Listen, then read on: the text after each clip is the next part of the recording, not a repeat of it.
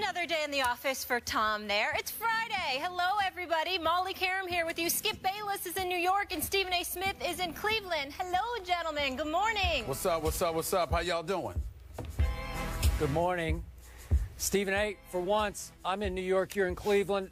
I miss my people in Cleveland. Cleveland loves me. They wanted me to be the mayor last year, but I had to go home. Well, I really don't believe that. We all know they didn't want you to be the mayor. I'm in Cleveland tonight, the Cavs home opener against the Miami Heat. And Skip Bayless, guess who is co-hosting the 6 o'clock Sports Center tonight? For the first time in my career, I'm co-hosting Sports Center. I'm nervous as hell, okay? I just want you to know that. So I'm warning you in advance. Don't come laughing at me because of how pathetic I looked on Monday. Promise me you'll do that. Stephen A. gets nervous?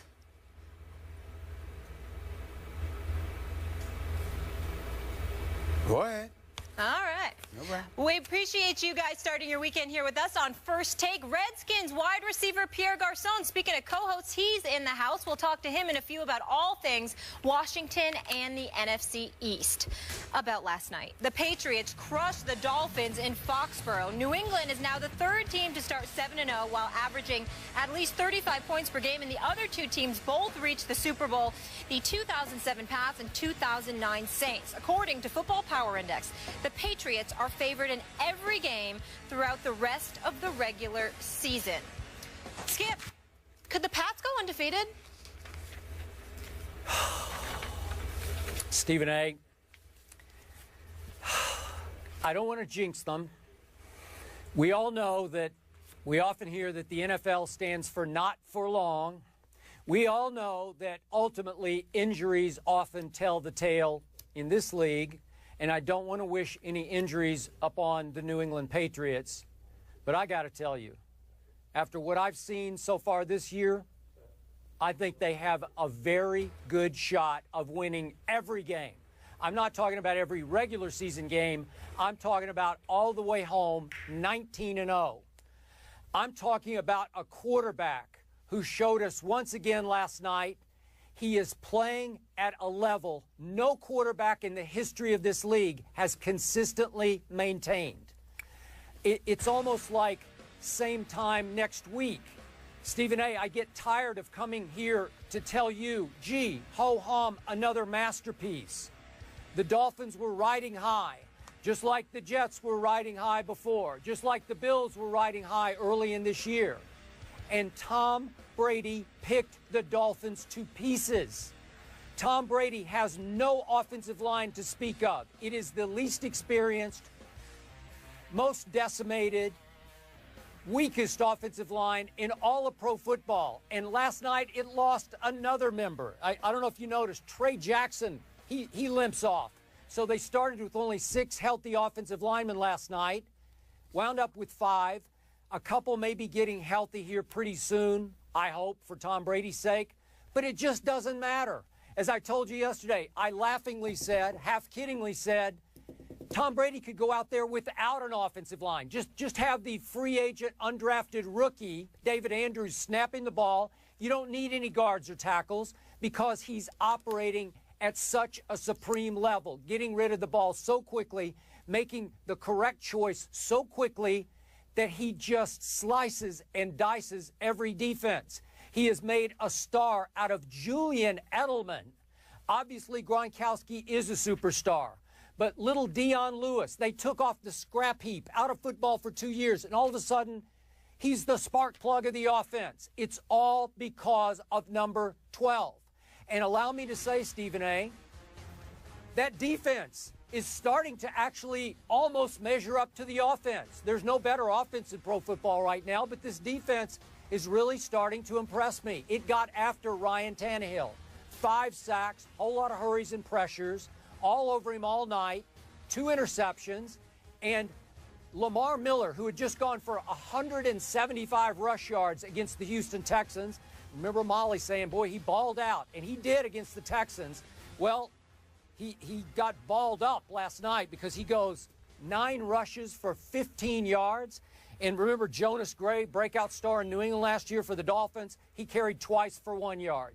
That's it. they shut down the Miami Dolphins, who were suddenly the hottest team in pro football.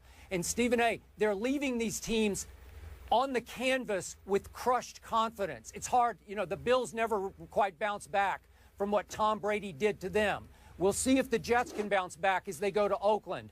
And now the Dolphins have to be asking themselves, were we just an aberration, a quick fluke in the middle of the NFL season with a new head coach?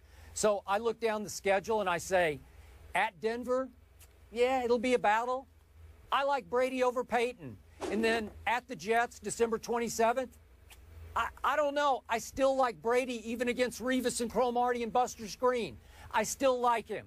And then in the postseason, there's a Cincinnati, there's a Denver, maybe even there's a Jets for the third time. Do I still like them to win those games in Foxborough? I got to tell you, I do. Do I like them to beat whoever comes out of the NFC? I must tell you, if they stay healthy, and that's always a huge if, I do. I'm just here to tell you, after last night, I sat back and said, is 19-0 just beyond comprehension? No, it's becoming more and more realistic.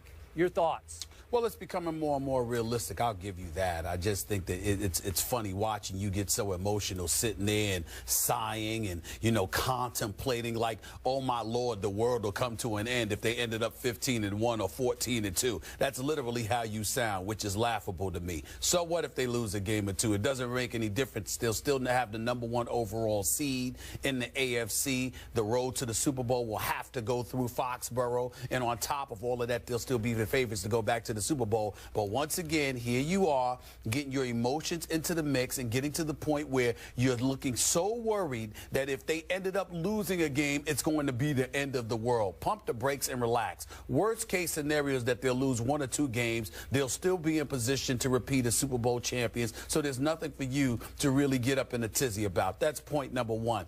Point number 2, against the Miami Dolphins last night, that wasn't really that much of a test because Ryan Tannehill and the Miami Dolphins offense really couldn't do much against a Patriots defense that I think it's time for us to start giving some love to. A sack by Hightower, 2 sacks by Chandler Jones, a sack by McCourty, a sack by Nikovich. You look at this defense and the way that they're playing, they're neutralizing a lot of people. They've been sometimes, but it's always when they have a lead and they get a little bit relaxed and they take their foot off the pedal, and as a result, they end up having some problems. It is rare that anybody gets a head start on the New England Patriots, with the exception of the Indianapolis Colts when they ran downfield and did what they did in their opening drive against the New England Patriots before the Patriots ramrodded them.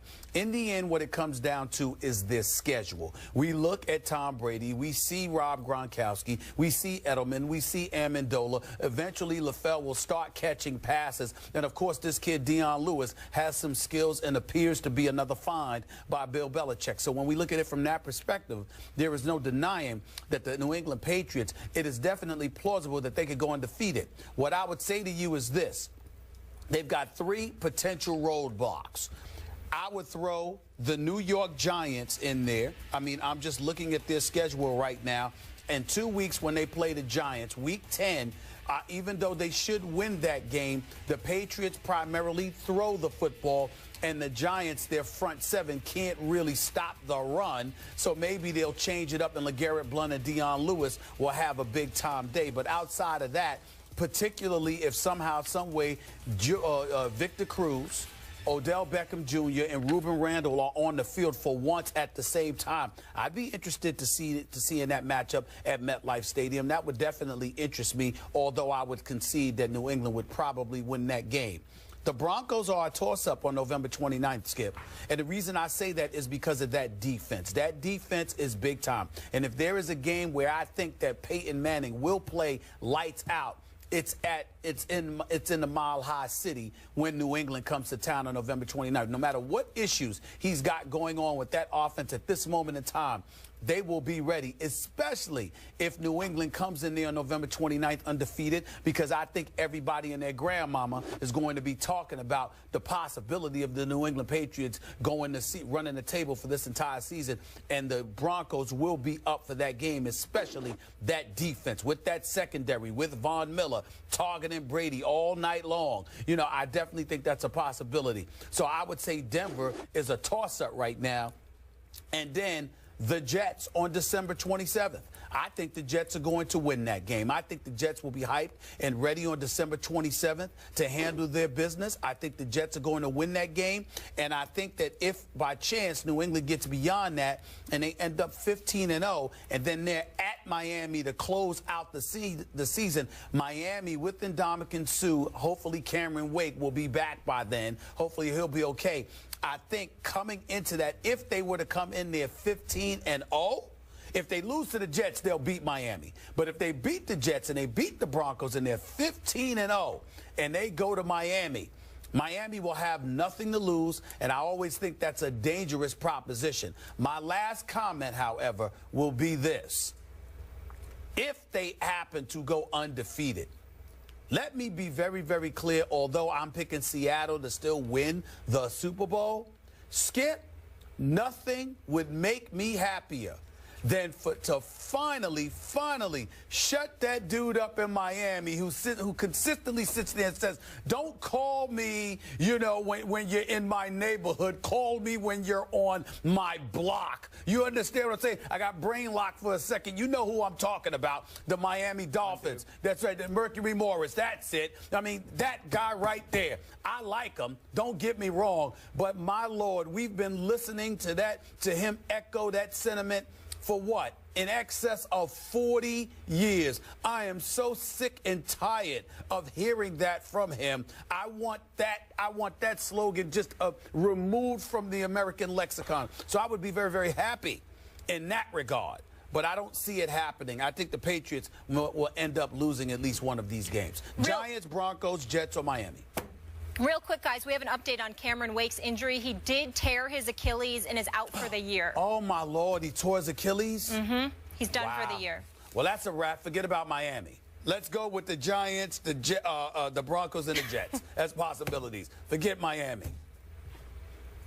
It was pretty obvious last night when he lay prone on the ground just looking up to the heavens that something really bad had happened, and then he needed assistance getting off the field. And when they said Achilles, I was pretty sure he was done. I wasn't. When I saw him looking up, because usually when I see somebody suffer from an Achilles, they're usually writhing in pain as opposed to just laying there and looking up. But they're usually dumbfounded.